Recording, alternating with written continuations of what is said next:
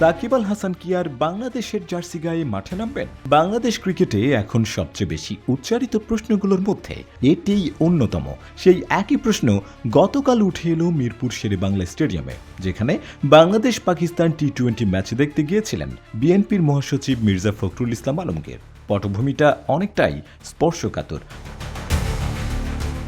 গত বছরের 5 আগস্ট ছাত্র ও জনতার গণ আন্দোলনের মাধ্যমে শেখ হাসিনা সরকারের পতনের পর থেকে আর দেশে ফিরতে পারেননি সাকিব আল হাসান। যদিও সে সময় পাকিস্তান ও ভারত সফরে টেস্ট খেলেছিলেন, তবে দেশে ফিরে খেলা তার পক্ষে আর সম্ভব হয়নি।